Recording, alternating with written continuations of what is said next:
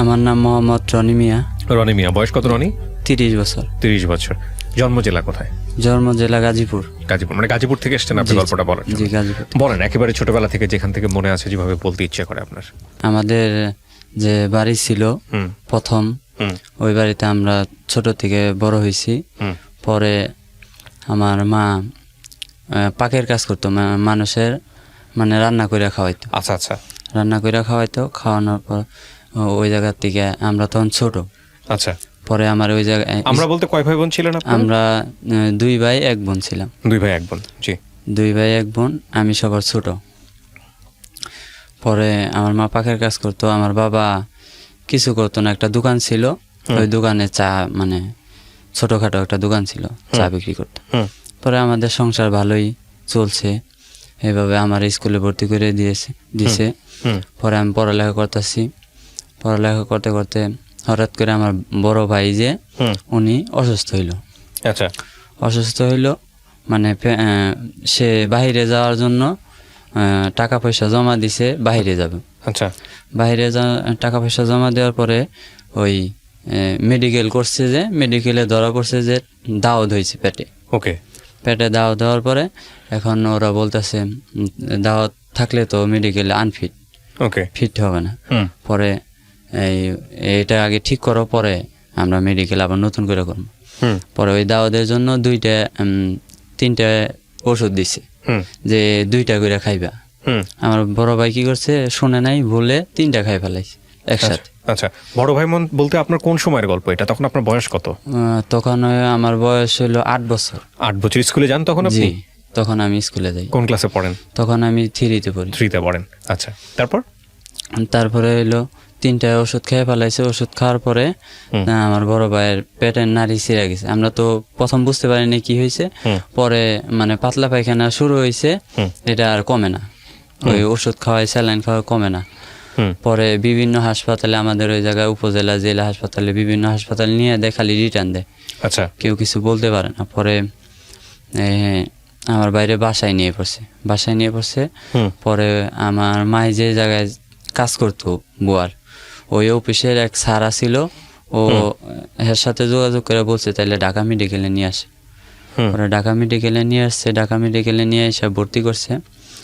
ভর্তি করার পরে সরকারিটায় ভর্তি করছে প্রথম, পরে বলে যে সরকারিটা ভর্তি করলে এই চিকিৎসা হইব না, আপনি বেসরকারিটায় ভর্তি করেন। পরে ওই মালিকের দ্বারা বেসরকারি মেডিকেলে ভর্তি করছে। আচ্ছা। ভর্তি করার পরে ওরা ওই 2003-এর শেষ দিক দিয়ে, পরে ওরা বলতেছে টাকা লাগবো, 2.5 লাখ টাকা লাগবে। আচ্ছা। এটা পেটে নাড়ি ছিঁড়ে গেছে। আচ্ছা। সম্পূর্ণ 3টা নাড়ি ছিঁড়ে গেছে। ওকে। আপনার বাবা কি করতো ওই সময়? ওই সময় আমার বাবা 4 দোকান ছিল। 2.5 লাখ টাকা অনেক টাকা। 4 দোকান ছিল। পরে ওই সময় 2.5 লাখ টাকা লাগবে, এই টাকা পাইব কই, টাকা নাই। পরে আমাদের যে বাড়ি ছিল, ওই বাড়িটা একজন কাছে 90,000 টাকা বন্ধক রাখে। নাম ছিল হইলো, খ্রিস্টান ছিল, আমার ভাইয়ের ফ্রেন্ডই ছিল, মানে দেশের থেকে আসছিল, আসার পরে কেউ হেরে রাহে না, খ্রিস্টান দিয়ে। পরে আমার ভাই নিয়ে আঙ্গ বাসায় রাখছে।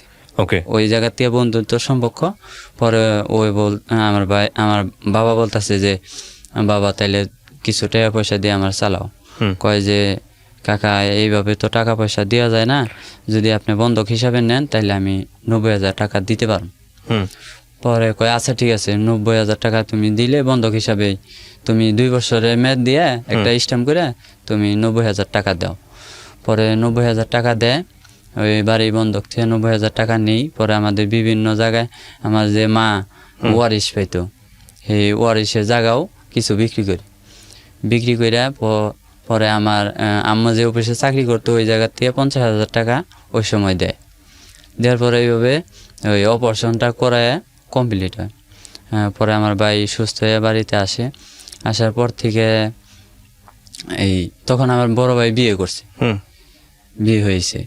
পরে আসার পরে ভালোই কয়দিন গেছে, যাওয়ার পরে মাথার সমস্যা হয়ে গেছে, ব্রেনের সমস্যা হয়ে গেছে, উল্টাপাল্টা করে, মায়ের দূর করে, কেউ দেখতে পারে না, এরকম পাগলামি করে। পরে এরকম করেই চলতেছে। পরে ওই যে 90,000 টাকা বন্ধক নিছিলাম বাড়ি, ওই বাড়িটা পরে হ্যাঁ আমরা টাকা 1 বছর আর 2-3 মাস আগেই বলছি যে তাহলে টাকা নেন। আমার মামারা টাকা দিছিল, এখন ওই টাকা ওরা নিব না, বলছে এইবারই আমরা একবারে নিয়ে গেছি, ওকে, একবারে নিয়ে গেছি, এই টাকা আমরা আর বাড়ি দিব না, আপনারা বাড়ি থেকে নাইমা যান। পরে আমাদের যে এলাকার যে এই গণ্যমান্য ব্যক্তি আছে ওদেরকে কিছু টাকা পয়সা ওরা খাওয়াইছে। আচ্ছা, আমাদের ওই সময় টাকা পয়সা ছিল না যে কেউ রে খাওয়ামো বা দিমো, এরকম কোনো ছিল না। 90,000 টাকা খুব কষ্ট করে ব্যবস্থা করছিলাম, পরে হেরা নেয় নাই। পরে না নিয়ে আমাদের হইলো বাড়ির থেকে নামাই দেয় মানুষজন দিয়া। পরে আমরা নাইমা এসে পড়ি। পরে আমার আম্মা যে জায়গায় আসছিল, যে অফিসে চাকরি করতো, ওই অফিসের কোয়ার্টারে আমাদের থাকতে দিছে। ওকে, পরে ওই কোয়ার্টারে থাকিয়া পরে আমার আম্মা তো ওই জায়গায় চাকরি করে, আমার আব্বা চার দোকানদারি করে। পরে আমি মাঝখানে পড়ালেখা টাকা পয়সা দিতে পারে নাই, আমার পড়ালেখা বন্ধ, মানে স্কুলের 8-9 মাসের বেতন জমে গেছে। স্কুলে টাকা দিতে পারে না, এই স্যারেরা বলে টাকা দিতে পারো না, ক্লাস করো, টাকা না দিতে পারলে স্কুলে আসবে না। পরে এরকম বলতো। পরে আমি পরে রাগ করে আর স্কুলে যাই না, যে স্কুল আর করবো না, ওকে, স্কুল আর করবো না, আমি চাকরি করবো। তখন আমার বয়স 9 বছর। 9 বছর হাফ প্যান্ট পিনতে, তখন হাফ প্যান্ট পরি। আচ্ছা, ওই বয়সে পরে আমি এই জিরানি বাজার যাই। জিরানি বাজার যাই, আমার এক স্বাস্থ্য ভাই ছিল, ওই ভাইয়ের সাথে জিরানি বাজার যাই, যাইয়া হেলপারিতে ঢুকি, ছাপ্পনটাকে ফ্যাক্টরি হেলপারিতে ঢুকি। 630 টাকা বেতন, 630 টাকা বেতন ধরে। পরে ওই জায়গায় 1.5 মাস কাজ করি। 1.5 মাস কাজ করার পরে অপরার হয়ে ওই জায়গায় 6 মাস কাজ করে আবার ওই জায়গার থেকে অন্য জায়গায় যায় চাকরি নিই। চাকরি নিয়ে পরে আমার ওই জায়গা থেকে আইসা আমাদের এই গাজীপুরে আইসা সাদমা গার্মেন্টস আছে, ওই জায়গায় চাকরি নিয়েছি। আচ্ছা, এইদিকে এলো আমার মা আর আমার বাবা। তো পরে ওই যে 90,000 টাকা যে গুছাইছিলাম ওই বাড়ির জন্য, তখন কি ওই যে আমার বাবা যে চার দোকানদারি করতো, ওই টাকাটা ওই টাকার জন্য ওই দোকানটা বিক্রি করে দিছিল। দোকান বিক্রি করে দেওয়ার পরে হ্যাঁ আর হইলো কিছুই করে না ওইখান থেকে। পরে হইলো বাসায় থাকে আর হ্যাঁ ভারী কাজ করতে পারে না, হাটের সমস্যার জন্য। ওকে, পরে আমি ওই সাদমা গার্মেন্টসে চাকরি নিয়েছি। সাদমা গার্মেন্টসে চাকরি নিয়ে আমাদের ভালোই চলছিল। পরে আমাদের বাড়ি নাই, পরে আম্মা চাকরি করে, পরে আমি চাকরি করি। পরে এই আমাদের কিছু টাকা গুছাইয়া পরে 2,80,000 টাকা দিয়ে একটা জমি নেই। আচ্ছা, জমি নেওয়ার পরে ওই বাড়িতে আমরা যাই 2010 সালে, 2,80,000 টাকা দিয়ে কিনার পরে 2010 সালে ওই বাড়িতে যাওয়ার পরে আমার বাবারে একটা ছোট দোকান দিয়ে দিই বাড়ির মধ্যেই। ওই দোকান করে আমার মায়, আমি চাকরি করি। এর মধ্যে এই গ্যাসের লাইন নেওয়ার জন্য 50,000 টাকা লোন তুলে। লোন তুলে 50,000 টাকা গ্যাসের লাইন নেয়, আর এমনি লোন অনেক কিস্তি তুলে, মানে এটা আমি জানি না, আমার অজান্তে। কে তুলে এটা? আমার বাবা। আচ্ছা, আমার বাবা তুলে মানুষের দেয়, খরচ করে ভাঙে, এটা মানে জানি না। আমি জানি যে এলো 50,000 টাকা তুলছে গ্যাসের এই টাকা। পরে আরেকটা কিস্তি তুলে যে ঘর ঠিক করবো, আমার বাবা ঘর ঠিক করার জন্য 30,000 টাকা তুলে। পরে ওই টাকাটাও আমার জানাইছে ঘর ঠিক করার জন্য। পরে 15,000 না 16,000 টাকা দিয়ে মানে চালের টিন পাল্টাইছিল। পরে ওই টিন পাল্টায় পরে ওই ঘর ঠিক করছে। পরে ওই 60,000 আর হইলো ওই 30,000, 80,000 টাকার কথা আমি জানি। পরে যে বিভিন্ন জায়গা থেকে মানুষের কাছ থেকে একজনে বললো যে এই 1 লাখ টাকা নিচে মাসে 20,000 15,000 টাকা লাভ দিছে প্রতি মাসে। পরে লাভ দেওয়ার পরে এইভাবে অনেক ঋণ হয়ে গেছে। পরে আমরা বুঝতে পারি না। পরে বিভিন্ন লোকজন বাড়িতে আসে, আইসা টাকার লিগে চাপ দেয়, টাকার জন্য চাপ দেয়। আর পরে আমরা কই যে তুমি এত টাকা ঋণ করছো, কি করছো, কারে দিছ, হুম আমাদের সাথে বলে না কথা, কথা যদি বলি তাইলে ঝগড়া করে আচ্ছা আমার বাবা। আচ্ছা পরে বললাম যে তাইলে এই টাকা এখন কেমনে দিমু, হুম মানুষ যে এইগুলা করতেছে, হুম আইসা আইসা এই গেঞ্জাম করে, টাকা পয়সা, এখন কি করবা? হুম পরে আমার আব্বা করলো কি, চলে গেল। আচ্ছা চলে যাওয়ার পরে চলে গেল বলতে? চলে গেল মানে মানুষের টাকা দেওয়া লাগে, হ্যাঁ মানুষে চাপ দেয়, হ্যাঁ যাইব হইলো, হ্যাঁ পিসাবা ছিল, বলছে আমি পীরের বাড়িতে যাইতেছি। আচ্ছা মানে পালাই গেছে আর হ্যাঁ কি, পীরের বাড়িতে যাইতেছি, পীরের বাড়ির কথা কইয়া হ্যাঁ গেছে গা। মানে পালাইছে আর কি। হ্যাঁ কত টাকা ঋণ তখন আপনাদের? তখন আমাদের 15-16 লাখ টাকা ঋণ। ওরে বাবা, এই টাকা দিয়ে কি করছে? কি করছে বলতে পারি না, বলে না। আচ্ছা 16 লাখ টাকা ঋণ কি করছে জিগাইলে বলে না, হুম কয় আমি কি খাইছি এ বলে না। হুম। আমাদের ওই রকম ভাবে যে আমাদের মানে কিছু করে নাই, আমাদের হিসাবে কিছু করে না, খালি এমনি হিসাবই দেয় না। আমি খালি আমার জানা মতে ওই 80,000 টাকা হুম ঋণ। হুম পরে পালাই গেছে, এই পালাই যাওয়ার পরে এই আরো লোকজন আইছে, হুম লোকজন আওয়ার পরে আমার মামার কাছ থেকে নিছে 4 লাখ টাকা। হুম আমার মামার কাছ থেকে যে 4 লাখ টাকা নিছে, এটা আমি জানছি নিয়ার 2 মাস পরে বলছে হুম যে এলো বাড়ি বন্ধক থুয়া। তখন আমাদের বাড়িতে রুম ছিল 13টা, হুম রুম ভাড়া পাইতাম 10,000 টাকা। হুম 10,000 টাকা রুম ভাড়া পাইতাম। পরে 8,000 টাকা ওই 4 লাখ টাকা যে নিছে, হুম ওই 4 লাখ টাকা 8,000 টাকা পাইব, হুম মানে নিব আমাদের কাছ থেকে আচ্ছা ঘর ভাড়া বাবদ হিসাবে। হুম পরে এর কাছে 4 লাখ নিছে, নেওয়ার পরে এই কিছু টাকা ঋণ কমাইছিল, হুম মানে ওই যে 16 লাখ টাকা যে ঋণ করছে, এই দিয়ে কিছু টাকা ঋণ কমাইছে, কমাইয়া পরে আর যেগুলা পারে না, পরে যেগুলা বেশি চাপ দিছে থুইয়া গেছে গা।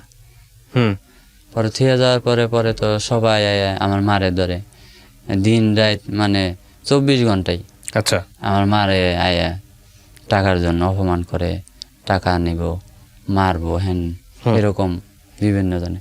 পরে আমার মাই কয় তাইলে এরকম এইভাবে কিভাবে বাঁচা তখন যাবে? আপনি কোন ক্লাসে পড়েন? তখন আমি পড়ি না, তখন তো চাকরি করি আমি। চাকরি করেন, বয়স কত আনুমানিক? তখন হইলো আমার 9 বছর বয়স। আচ্ছা। না তো 2010-এর পরে বয়স হয়েছে আমার এই 15-16 বছর হুম তখন। আচ্ছা এই পরে বললাম যে তাইলে কিরকম, এই চাকরি বাকরি করি না, হুম এই করা লাগবো, মানুষের টাকা পয়সা তো দেওয়া লাগবো। হুম তো টাকা পয়সা এটা এলো 2018 কথা, আচ্ছা 2018 সালে টাকা পয়সা দেওয়া লাগবো। হুম টাকা পয়সা না দিলে মানুষ তো হইলো অত্যাচার করতেছে, এইভাবে তো বাঁচা সম্ভব না। হুম পরে আমার মা বলে তাহলে কি করবো, বাড়ি বেচে দিয়ে দিই, যে যা পায় আমার যদ্দূর সমর্থ হয় আমি দিয়ে দিই। তখন কত টাকার ঋণ? তখন হইলো 16 লাখ টাকা। তখন 16 লক্ষ টাকা ঋণ? 16 লাখ টাকা ঋণ।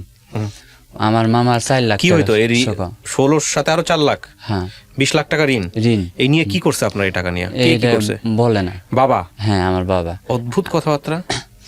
বলে না। আমি শুধু জানতাম হইলো ওই আগে 80,000 টাকা, আর পরে যে মামার কাছে নিয়ে 4 লাখ টাকা ঋণ দিছে, হুম এটার পরে আমি 4 লাখ টাকা পরে আমার মামা চাপ দিতেছে হুম যে এলো আমার টাকা দিয়ে দি, হুম আমার টাকা দিবি নয় বাড়ি আমার নামে লিখে দিবি। মানে যারা পাওনাদার তারা কি করতো? পাওনা দাঁড়াইয়া ওই বাড়িতে হুমকি দামকি দিত, আচ্ছা। ওই বাড়ি লিখে দেন। পরে মানে বিভিন্ন সময় বিভিন্ন ভাবে বাড়ি কতটুকু জায়গার উপরে আপনার? বাড়ি ছিল হলো এই প্রথম 5.5 ডিসিম জায়গার উপরে। 5.5 ডেসিবেল? হ্যাঁ খাসের জমি, এটা খাস জমি। রেকর্ডে না। ওকে। রুম ছিল 13টা। হুম পরে আমার মাই কি করলো, অর্ধেক 13টা মানে কি ভাড়া দিতেন আপনারা? হ্যাঁ ভাড়া দিতাম। কোথায়? এটা গাজীপুরে? এটা গাজীপুরে। আচ্ছা, তারপর? পরে আমার মাই অর্ধেক জমি কি করলো, 4টা রুম সহ কলেপার সাপ্লাই সহ 3,60,000 টাকা বিক্রি করলো। আচ্ছা। বিক্রি কইরা আমাদের ওই জায়গায় একটা কিস্তি ছিল সাজেদা ফাউন্ডেশন, হুম ওই কিস্তিতে এই 1.5 লাখ টাকা তুলছিল, ওই জায়গায় দিল। ব্র্যাকের কিস্তি তুলছিল, ওই জায়গায় দিল। দিয়া 3,60,000 টাকা আমার মামার কাছ থেকে নিয়ে, আমার বাবা যাওয়ার পরে আমার মামার কাছ থেকে, মেজো মামার কাছ থেকে 60,000 টাকা নিছে, নিয়ে কিস্তি চালাইছে। কিস্তি চালানির পরে ওই বাড়ি বেচার লগে লগে হের কাছে টাকা দিছে, আমার মামা 60,000 টাকা উন থেকে রাইখে দিছে। রাইখে দিয়ে পরে আমাদের 3 লাখ দিছে, আমরা 3 লাখ দিয়ে কিছু মানুষের কিস্তি টাকা পরিশোধ করছি। কিস্তি টাকা পরিশোধ করার পরেও পরে দেখা গেছে আরো 8-9 লাখ টাকা পাইবো, 9 লাখ টাকা পাইবো। এখন আর আমার মামা পাইবো 4 লাখ টাকা। মানে কিস্তির হিসাব করছি, আমরা আমাদের সঞ্চয় আছে হইলো 1,10,000 টাকা, আর কিস্তি পাইবো হইলো 8,40,000 টাকা, আর হইলো আমার মামা পাইবো 4 লাখ টাকা। আর রুম ছিল হইলো আমাদের 6টা, ওই জায়গায় 6টা রুম ছিল, গোসলখানা ছিল না, বাথরুমও ছিল না, কিছুই ছিল না।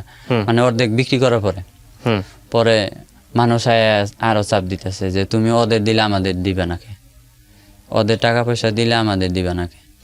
পরে টাকা পয়সা অহন কেমনে দিমু, ওটুক তো বেচা লাইছে। অহন আমাদের বাড়ির যে মূল্য ওই হিসাবে কেউই দাম কয় না। মানে যেনে 8 লাখ, হেনে কয় 4 লাখ, 3 লাখ, এরকম করে দাম কয়। পরে একজনে 4.5 লাখ টাকা দাম কইলো ওটুক। পরে আম্মা কয় যে দিয়ে দিই, এইভাবে তো চলা যাবে না, এটুক দিয়া আর যারা পাইবো তাদের সব টাকা দিয়ে দিই। আমি বললাম যে এই টাকা দিয়েও তো তুমি সবাইরে দিয়ে হইব না, কই হইলো 8-9 লাখ টাকা, আমার মামা পাইবো হইলো 4 লাখ টাকা, তাহলে তুমি এইগুলা টাকা কি দিয়ে দিবা? তুমি বাড়ি বেচবা 4,50,000 টাকা, তাইলে এই 8 দিয়ে কেমনে দিব আমরা? এই মানুষে তো আঙ্গ দৌড়বই, তাইলে বাড়ি বিক্রি করে করবো কি আর না করে করবো কি? পরে আমি বললাম তাহলে এক কাজ করি, বাড়ি বিক্রি করার টাকা আমরা হাতে না নিয়ে আমাদের যে চেয়ারম্যান আছে চেয়ারম্যানের কাছে আমরা যাই, পরামর্শ করি যে এরকম আমাদের বাড়িঘর যা ছিল আমরা সব বিক্রি করছি, বিক্রি করে এই টাকা ওখানে এরকম মানুষে পাইবো, এই দিদি আঙ্গ করে দেয়, তাছাড়া আঙ্গ মরা ছাড়া কোনো বুদ্ধি নেই। পরে চেয়ারম্যানের কাছে আমি গেলাম আমার মারে নিয়ে। পরে চেয়ারম্যানের বললাম যে এরকম মামা ঘটনা, এই টাকা এখন 4,50,000 টাকা বাড়ির দাম আইছে, এখন এরকম কিস্তি 8.5 লাখ টাকা পাইব। এখন আমি এই 8.5 লাখ টাকাই দিব না আমার মামারে 4 লাখ টাকাই দিব? আমার মামার চাপ দিতেছে। এখন আমি কি করবো? আমার একটা বুদ্ধি দেন, আমার বাঁচা লাগবো। আমার এই ভাই একটা পাগল, আমার মা, আমার ওই সময় আবার আমার মেয়ে হয়েছে। আমি যদি এখন বাড়ি বিক্রি করে দেই তাহলে আমি যা কই দাঁড়ামো? আমার কেউ সহযোগিতা করার মতো কোনো লোক নাই, যে আমাকে 500 টাকা একদিন দিয়ে চালাবে ওইরকম আমার লোক নাই, আমার মামারাও আমাকে দেখে না। পরে কয় ঠিক আছে, তুমি যদি 4,50,000 টাকা বাড়ি বেচা পারো তাহলে তোমরা টাকা নিও না, যে বাড়ি নিব হেরে নিয়ে আমাদের ইউনিয়ন পরিষদে আসবা। পরে আসলাম, আইসা পরে হের কাছে গেলাম। পরে যাওয়ার পরে হ্যাঁ বললো না আমি 4,50,000 দিয়ে নিব না বাড়ি। হ্যাঁ, আচ্ছা, 4,50,000 টাকা দিয়ে নিব না বাড়ি। আমি কই কে নিবেন না? কে কয় না আমি নিব না। আপনারা যে বাড়ি বিক্রি করার চিন্তা ভাবনা করতেছিলেন, বাড়ি বিক্রি করে থাকবেন কোথায়, এরকম চিন্তা ভাবনা ছিল? হ্যাঁ, এরকম আমি চিন্তা ভাবনা করছিলাম ওই চেয়ারম্যানের কাছে। এখন না আমি চিন্তা ভাবনা কইরা তো থাকবো কোথায়, এটা তো এখন ওই ঋণ পাইবো, যে ঋণের চিন্তাই ঘুম আসে না, টাকা তো পরের বিষয়। হ্যাঁ, মানে ঋণের জন্যই, মানে আমার মা অলরেডি ওই সময় অর্ধেক মেন্টাল হয়ে গেছে। আর বাবা কই? বাবা তো গেছে। হ্যাঁ। কয় ভাই আপনারা? আমরা 2 ভাই 1 বোন। আর বড় ভাই কি করতেছে? বড় ভাই যে পাগল, অপারেশনের পর থেকে 6 মাস, মানে অপারেশনের 6 মাস পর থেকে ওর মাথা পাগল, ফুল পাগল। আমার ঘরে, আমার বাড়িতে 10-13টা রুম ছিল, ওর জন্য ভাড়া হইতো না। মানে ওর জন্য পুরা বাড়ি খালি থাকতো, কোন সময় ফুল ভাড়া আমরা দিতে পারতাম। আর আপনার ছোট বোনটা? আর আমার ওটা আমার বড় বোন কি করতো? বোন বিয়ে দিয়ে দিছিলাম। আচ্ছা, তারপর পরে ও তো পাগলে ওরে ঘরে বাঁধাছে। পরে হইলো চেয়ারম্যানরে যে বললাম যে এরকম 4.5 লাখ টাকা দাম কয়, এরকম ঋণ। পরে আর আমার যে ভাই আছে পাগল, এখন আমি এরে নিয়ে যামু কই? এখন তো আমার ঋণের লিগা মানুষে চাপ দিতেছে। তখন চেয়ারম্যানে বললো যে এলো ঋণ তো দিতে হইব, এখন কম পারস বেশি পারস দিয়ে মাপ চাওয়া লাগবে। হুম এখন যে জায়গায় 5 টাকা পাই ওই জায়গায় 1 টাকা দিয়ে মিটার লাগবো, আমি তো আর তোরে টাকা ছাড়া মিটাই দিতে পারব না। হুম পরে আমার চেয়ারম্যান বললো তাহলে তোমার বাইরে করো, পাবনা হাসপাতালে থুয়ে হও। আমার বড় ভাইয়ের কথা বললো। পরে পাবনা হাসপাতাল থুয়ে হও, আর হইলো 4,50,000 টাকা দিলে ওন থেকে তুমি 30,000 টাকা রাখবা তোমার ভাইয়ের জন্য। হুম তোমার বাইরে ওই টাকা দিয়ে পাবনা নিয়ে যায় রাইখে আইবা। পরে পরে আসার পরে ওই জায়গাতে আসার পরে পরে যে বাড়ি নিব ওনারে বললাম তাইলে টাকা আপনি কবে দেবেন? কয় না আমি 4,50,000 টাকা দিয়ে বাড়ি নিম না। কত দিয়ে নিবেন? কয় আমার 4,30,000 টাকা দিলে আমি নিম। আচ্ছা পরে ওই জায়গায় 20,000 টাকা কমে গেল। হুম পরে 4,30,000 রাজি হইলাম, কারণ হইলো কেউ নেয় না বাড়ি। আর হইলো ব্যাংকের থেকে আবার আমার খালাতো ভাইয়ের জমির দলিল দিয়ে আমার বাবায় টাকা তুলছাল। হুম ওই দলিলের লিগে আমার মানে আমার মাইরে হালাইব এরকম অবস্থা। আমার মামাতো ভাই কয় আমার জাগার দলিল আইনে দে, নয় তগো মাইরে হালাম, এরকম হুমকি দিত। হুম পরে এখন হইলো জাগার দলিল আনবার গেলে ওই ব্যাংকে দেওয়া লাগবো 1 লাখ টাকা, ব্র্যাক ব্যাংকে 1 লাখ টাকা দিয়ে পরে ওই জাগার দলিল ওই যে সময় 3,60,000 টাকা বেচলাম না, ওই সময় ওই টাকাটা দিয়ে হ্যাঁ দলিল এনে দিয়ে দিই। পরে বাড়ি বিক্রি করার পরে 4,20,000 30,000 টাকাই দিল। দেওয়ার পরে চেয়ারম্যানের হাতে দিল 4 লাখ টাকা। 4 লাখ টাকা দেওয়ার পরে পরে আমারে বলল যে যে যা ঋণ পাইব তোমাদের সবার লিস্ট করে বইলা দিবা যে এত তারিখ তুমি টাকা দিবে। পরে আমি সব বললাম যে এত চেয়ারম্যান অফিসে গেছিলাম, আমার বইলা দিছে এত তারিখে মিটিং আছে, ওই মিটিংয়ে গেলে আপনাদের সমস্ত টাকা পয়সা দিয়ে দিব, কিন্তু ওই তারিখে থাকাই লাগবো, যদি না থাকেন তাহলে আমি টাকা পয়সা দিয়ে পারবো না। কারণ আমি তো বাড়ি বিক্রি করে ওই জায়গায় টাকা দিব, তখন তা আমার কাছে আর কিছুই থাকবো না যে আপনাকে পরবর্তী চাইলে আমি দিতে পারব। পরে হইলো ওই বাড়ি বিক্রি করে দিলাম চেয়ারম্যানের কাছে। পরে চেয়ারম্যান 1 মাস পরে ডেট দিল যে এটা নিয়ে বুম। আচ্ছা জানো টাকা চেয়ারম্যানের কাছে? হ্যাঁ টাকা চেয়ারম্যানের কাছে? হ্যাঁ টাকা চেয়ারম্যানের কাছে, আমাদের কাছে না। আমাদের কাছে 30,000 টাকা দেয় নাই, তাও দিব মানে যে সময় আমরা বাড়ি ছাইরে আমু তখন ওই 30,000 টাকা দিব। ওই যে আমার বড় ভাই পাগল যেটা ওইটারে পাবনা থুয়ে বের। পরে চেয়ারম্যানের কাছে 1 মাস পরে আমরা বইলাম, বহার পরে যে যা পাইতো সবাইরে ডাকলাম। ডাকার পরে কিস্তি মিস্তি সার মান আমার মামা টামা সবাইরে ডাকলাম। ওখান হইলো আমার মামা যে 4 লাখ টাকা পাইব ওই টাকার লিগে মনে করেন আমার মামারে মাইরে হালাইব, এরকম অবস্থা। আমার মামা তো ভাই 2টা হেরে চাপ। ওখানে আমার মামা কান্দে, অসুস্থ ডায়াবেটিসের রোগী, হ্যাঁ কান্দে, কয় তো গোটে হের লিগে আমার মাইরে হালায়, আমার মারে। আমার মামার নিউ যেরকম টাকার লিগে হের লগে কথাবার্তা কয়, আমার মামা তো ভাই ওই রকমই করে। পরে আমি মামারে বললাম যে দেখ এখন তো টাকা 4 লাখ চেয়ারম্যানের কাছে আছে, এখন আমার কাছে টাকা নাই, যদি আমার কাছে থাকতো তুঙ্গ আমি বেশি অর্ধেকটি দিতাম, দিয়ে আর বাকি ডিমান্ডেরই দিতাম। এখন তো আমার কিছু করার নাই, এখন চেয়ারম্যানের কাছে টাকা, এখন কারে কয় টাকা দেয় আমি তো কিছু কই পারব না।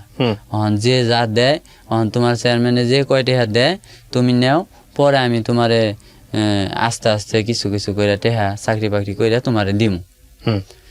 হ্যাঁ গো এই আশ্বাস দিয়ে রাখলাম।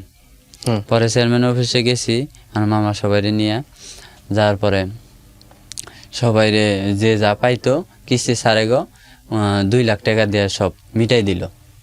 পরে আর আমার মামারে আমার ওই চেয়ারম্যানের ভাই ছিল আবার একটা, ওই বাইরে যায় আমার মেজো মামা ধরছে যে মামা এরকম এরকম ঘটনা, এই আমার ভাই 4 লাখ টাকা পায়, এখন ওরা তো 4 লাখ টাকা দিছে, যেভাবে ওই আপনার চেয়ারম্যানরে কই 2 লাখ টাকা হেরে দেওয়া হইবে না, আর 2 লাখ টাকা দিয়ে সবাইরে এটা মিটাই দিবে।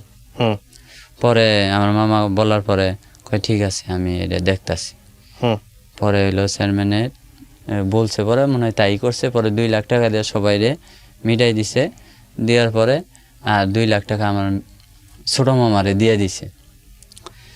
দেওয়ার পরে ওই আমরা পরে আইসা পড়ছি হুম। আইসা এখন বাড়ির থেকে নাইমা যাওয়া লাগবো, এখন বাড়ির থেকে নাইমা যাওয়া লাগবো, এখন কই যামু, হুম। এই বাড়িঘর বেচছি, এই পাগল বাইরে নিয়ে কেউ এলাকায় জায়গা দেয় না, ওহো। কেউ রুম দেয় না, কয় এটা পাগল, এটা নিয়ে কেমনে থাকবো, হ্যাঁ। কেউই রুম দেয় না। হ্যাঁ। পরে আর থাকবো কই, পরে আমার বড় মামার বাড়ি আইলাম। আমার বড় মামার বাড়ি আসার পরে পরে মামারে বললাম যে মামা এখন তো কেউ রুম দেয় না, তাহলে কি করবো? কয় এই পাগল নিয়ে আমার বাড়িতে থাকুন যাবে না, আমার বাড়িতে থাকলে বাড়িটা যে ডিয়াসে যাইব গা, পরে আমি কি খাম। আচ্ছা। পরে আমি কইলাম তাহলে এই একটা রাত চাহ, পরে আমরা নিয়ে পাবনা দিয়াম। আচ্ছা। পরে এক রাত থাকলাম, থাইকে নিয়ে গেলাম আমরা পাবনা, আচ্ছা। আমার খালাতো বাইরে নিয়ে সহ গেলাম পাবনা।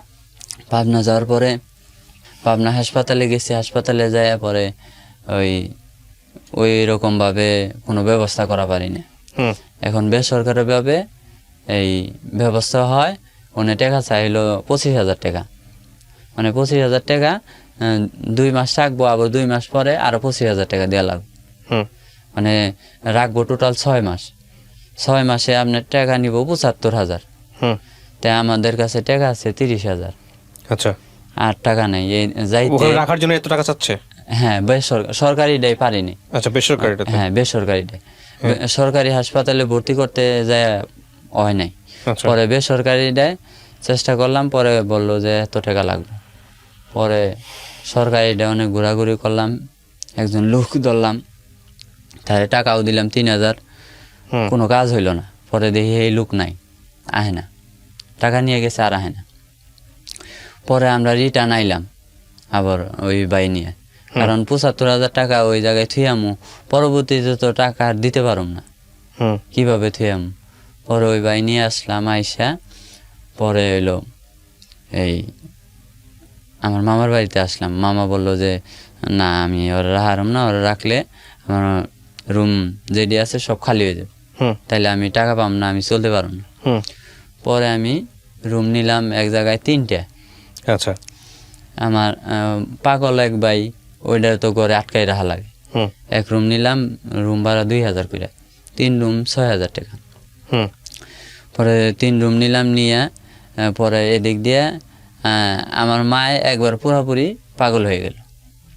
মাও পাগল হয়ে গেল? হ্যাঁ, মাথার বেন সরে আমারে কামড়ায়, আমার বাপেরে মারে। আমার বাপে ওই টাইমে ফিরে আইছে। আচ্ছা। ওই যে চেয়ারম্যানের কাছে যে সময় আমরা টাকা পয়সা দিছি, দেওয়ার পরে ঝামেলা শেষ হয়েছে, তখন হ্যাঁ আইছি। আচ্ছা।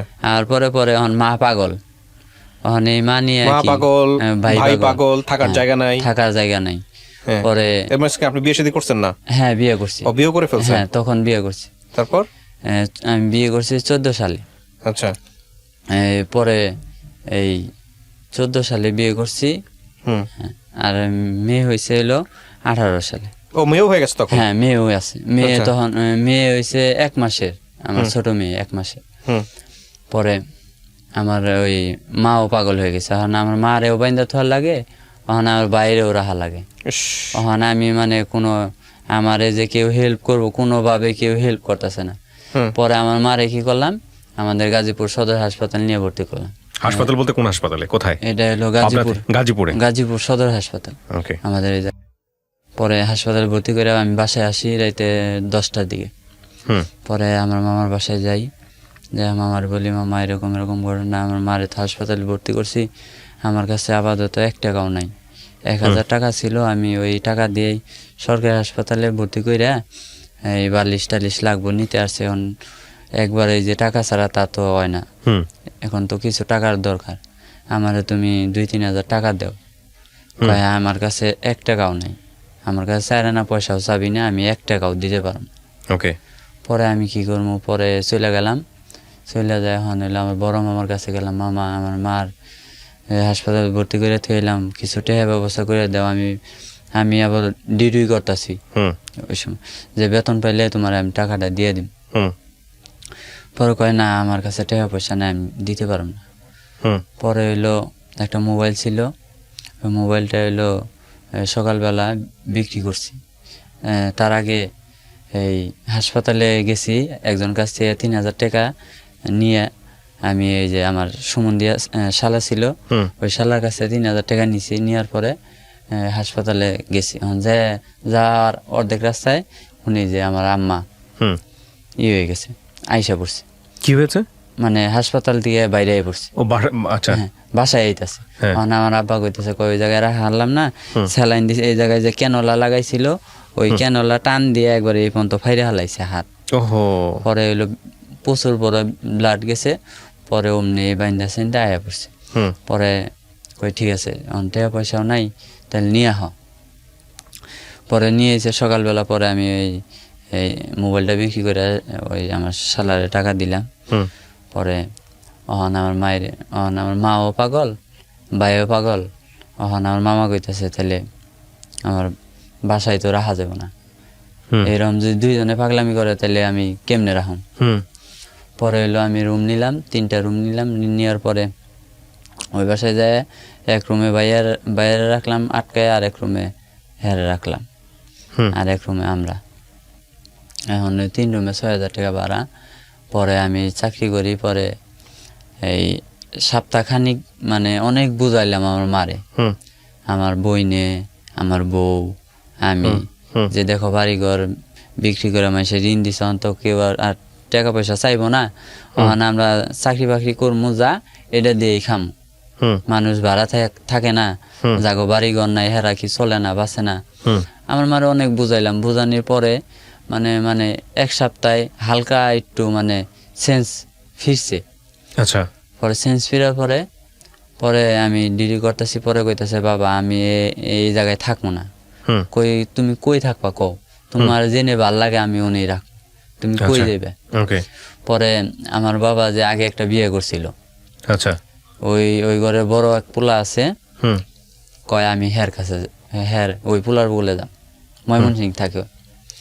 পরে হ্যারে ফোন দিলাম যে ভাই এরকম এরকম ঘটনা, হ্যাঁ তো আপনার ওনে যায় থাকবার চাই, হ্যাঁ এরকম হয়েছে, ওখানে এই সাইডে কী করা যায় একটা ব্যবস্থা করেন।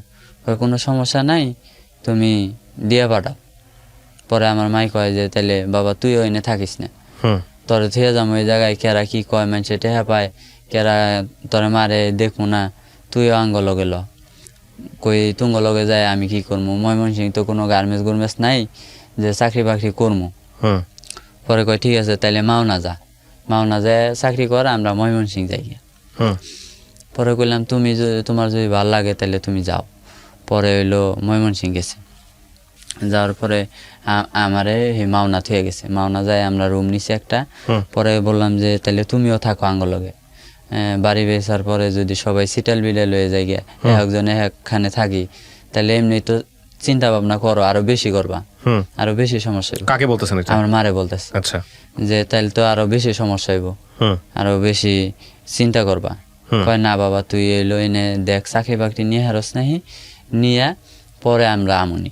এখন যদি 2 রুম ভাড়া নেই তাইলে তো হইলো এই ভাড়া দিবি কোনতে, 2 রুমের 3 রুমের ভাড়া দিবি কোনতে, ভাই একটা পাগল, ওইটা নিয়ে তো থাকুন যায় না এক রুমে, তাহলে 3টা রুম ভাড়া কোনতে দিবি, চাকরি বাকরি নিস না, আগে চাকরি বাকরি নিয়ে পরে আমরা ওন থেকে আমনি। আচ্ছা। পরে এই কথা কইয়া পরে ওই ভাইয়ের ওই জায়গায় গেছে, যাই ওই জায়গায় 2 দিন থাইকে আবার পাগলামি শুরু করে দিছে। পরে আমি কই ঠিক আছে, আমরা মাওনা গেছি, মাওনা যাই রুম টুম নিছি, রুম হেরা নিয়ে থুয়ে গেছে। পরে থোয়ার পরে আবার ফোন দিছি যে তোমরা আয়া পড়ো, এরকম করতেছে তাহলে একসাথেই থাকি। পরে এনে আইসে আয়া রুম নিয়ে দিছি, রুম নিয়ে মানে সকালে রুম নিয়ে দিছি, বিকালবেলা রুমের থেকে বাইরে রাস্তা দিয়ে বইর ঘোরাঘুরি আর শিক্ষার, আমি বাড়ি যামু, আমি বাবার কাছে যামু, আমার বাড়ি কিনে দেও, বাড়িতে যামু গা, আমি থাকবো না এনে, এরকম মানে দৈরা রাখুন যায় না। এই কাপড় তোপড় থুয়ে এই মনে করেন যে দূর রাস্তা দিয়ে। পরে টাইনা মাইনা দৈরা মইরা পরে আমি নিয়ে আইলাম গাজীপুর আয়ে আমার মামার বাড়িতে কইলাম দেহ এরকম রাস্তা এরকম করতেছে, তাইলে এখন আমি হ্যারে নিয়ে কই থাকবো, আরে হ্যাঁ এরকম করলে তো আঙ্গ কোনো জায়গায় থাকবারও দিব না। এদিক দিয়ে বড় ভাইও করে আবার মাও করে, তাহলে এই 2টা মানুষ নিয়ে আমি কই থাকবো, আমার কেউ ভাড়াও দিবারছে না। ওই জন্য ভাড়া নিচ্ছে, হেরা না করে দিছে, কয় তুঙ্গ রাহা যাবে না, তোমার মাই যদি থাকে। হুম আমার মারে নিয়ে এলাম, নিয়ে পরে আমার মামার বাসায় রাইখে গেলাম, রাইখে আমি ডিউটি করতেছি। হুম পরে আমার বাবাই আছে ওই সময়, বাবাই একটা রুম নিল অন্য জায়গায়। হুম। মামার বাসায় 2 দিন থাইকা, হুম। 2 দিন থাকার পরে আয়া পড়ছে। আচ্ছা মামার বাসাতে থাইকা অন্য জায়গায় রুম নিছে। নেওয়ার পরে পরে ওই রকম অবস্থায় যে বাসায় রুম নিছে, মানে রুম আছে মেলাটি, বাড়াইটা নাই, হুম। মানে 3-4 রুম ভাড়া, আর এক কোণার মধ্যে 2 রুম নিছে। অনেক বড় ওই সিস্টেম, আপনার ওই যে বেসালা ভাড়া দেয় না, ওই রকম সিস্টেম রুম করছে। এক সাইডে বেসালা, এক সাইডে ফ্যামিলি। পরে এক কোনায় যায় 2টা রুম নিছে, 1100 টাকা করে ভাড়া। জি আমার বাইরে একটা দিছে থাকতে, আর হেরে একটা দিছে। হুম আমার বাপে কিছু করাও হারে না।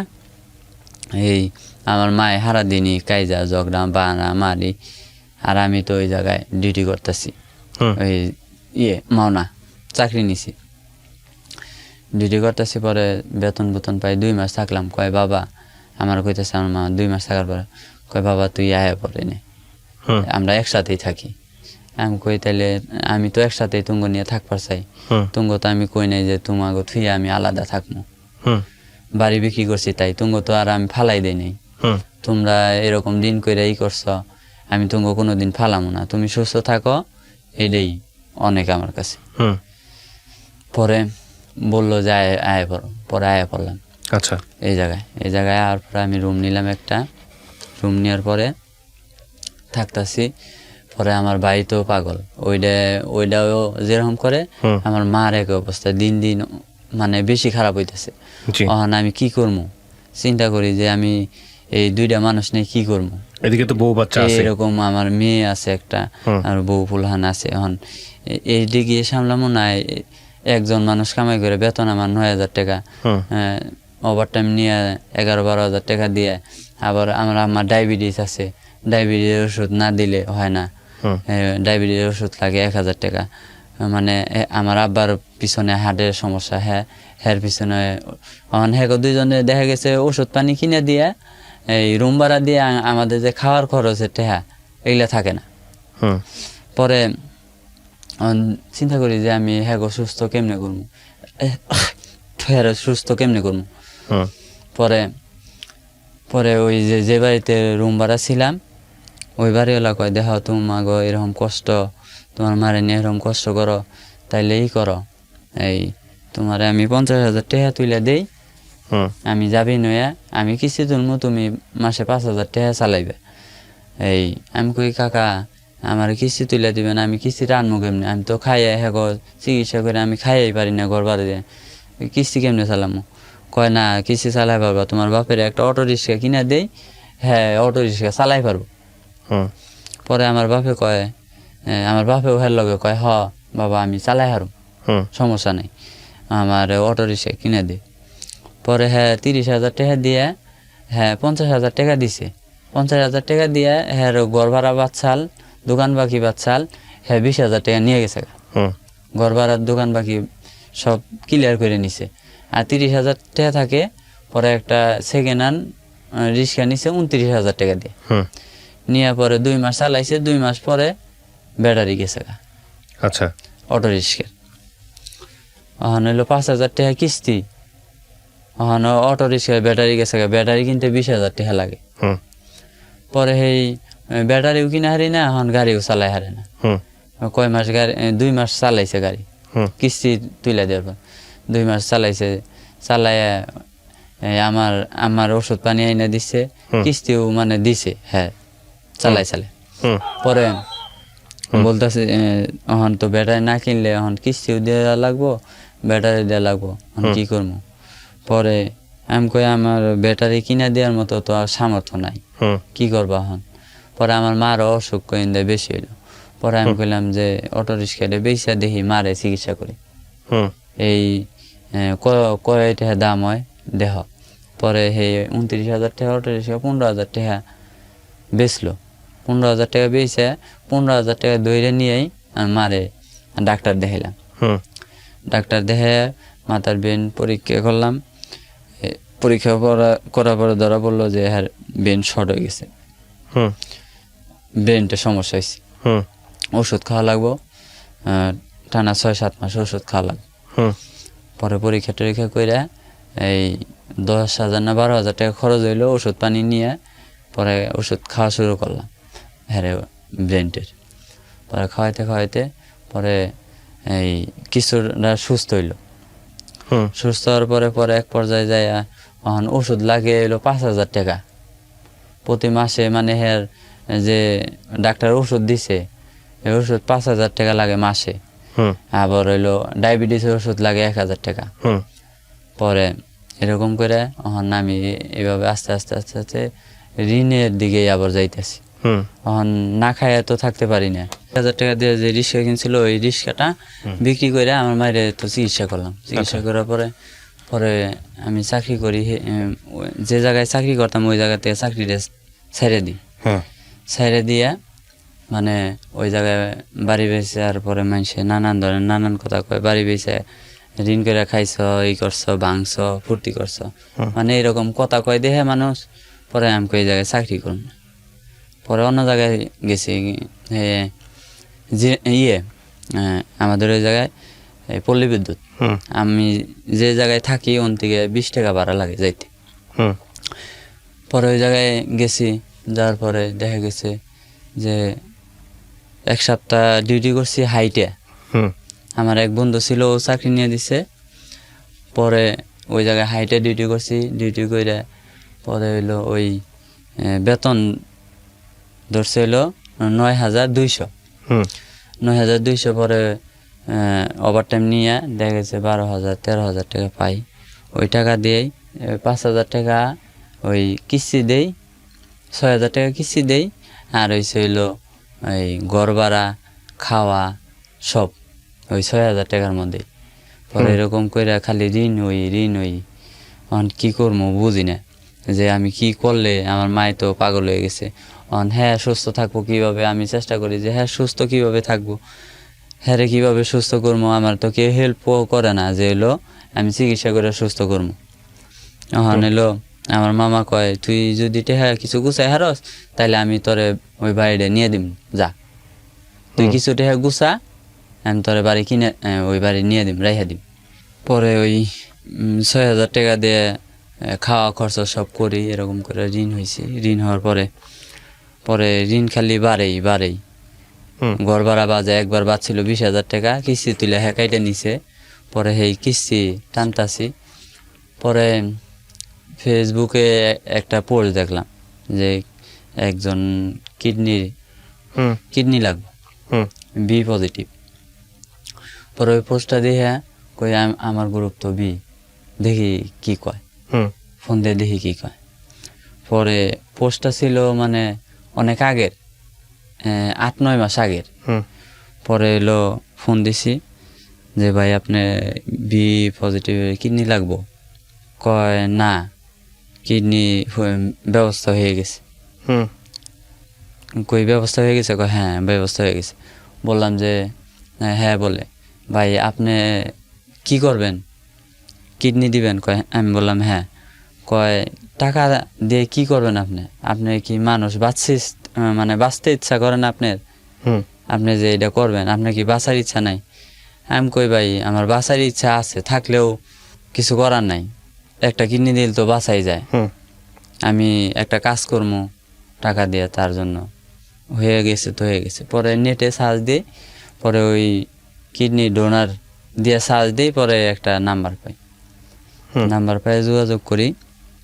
যোগাযোগ করতে করতে করতে করতে অনেকেই ফোন দেয়। পরে একদিন একজনে ফোন দিছে, কয় ভাই টাকা 4 লাখ দিমু, যদি দেন তাইলে বলেন। আমি কই না 4 লাখ টাকায় হবো না, 4 লাখ টাকা দিয়ে কী হবো, 4 লাখ টাকা হবে না। পরে আরেকজন ফোন দিছে যে ভাই আপনি কিডনি ডোনেট করবেন? আমি বললাম হ্যাঁ ডোনেট করুন, কত টাকা দিবেন? কয় ভাই 4 লাখ। আমি কই না 4 লাখ হবে না। কয় সর্বোচ্চ 4.5 লাখ টাকা। 4.5 লাখ টাকা দিমু, আর আপনি যে পেশেন্ট ভালো হয়ে যান, ওই পেশেন্ট আপনার খুশি হয়ে টাকা দিব। আবার আপনি যদি চাকরি করেন, আপনি যদি চাকরি বাকরি না করা পারেন তাইলে হ্যাঁ হেল্প করব। চাকরি বাকরি না করা পারলে হ্যাঁ কিছু দিয়ে হেল্প করব, সহযোগিতা করব। পরে কইলাম যে কিরকম লোক কিরকম, হুম। কয় যে হেরা দুইজনই সরকারি চাকরি করে, 5 ওয়াক্ত নামাজ পড়ে, ভালো লোকটা, অনেক ভালো, আপনি কথা বলে দেখেন, হুম। আপনি টাকা পাইবেন শিওর, সমস্যা নেই, আচ্ছা আর লোক ভালো। আচ্ছা। আমি কই লোক ভালো, কয় হ্যাঁ লোক ভালো।